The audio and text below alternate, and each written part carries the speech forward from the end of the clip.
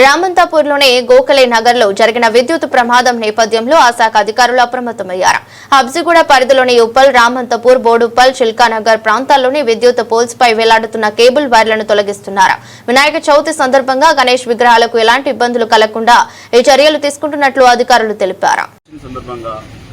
దురదృష్టవశాత్తు జరిగిన సంఘటన దృష్టిలో పెట్టుకుని ప్రమాదకరంగా వేలాడుతున్నటువంటి స్టార్ వైర్లు, డిష్ వైర్లు ఏదైతే పోల్స్కు వేలాడుతున్నాయో వాటిని తొలగించడం జరుగుతుంది. భవిష్యత్తులో తదనంతరం వినాయక చవితి కూడా ఉంది కాబట్టి ఇటువంటి సంఘటనలు పునరావృతం కాకుండా ఉండడానికి పోళ్లపై ప్రమాదకరంగా వేలాడుతున్నటువంటి స్టార్ వైర్లు మరియు డిష్ వైర్లను తొలగించడం జరుగుతుంది. ఈ మా పరిధిలో ఉన్నటువంటి 5 సెక్షన్స్లో ఏదైతే ఉప్పలు, బోడుప్పలు, చిల్కానగర్, రామంతపూర్, ఉప్పల్ బాగాయతలో అన్ని సెక్షన్స్లో యుద్ధ ప్రాతిపదికన తొలగించడం జరుగుతుంది.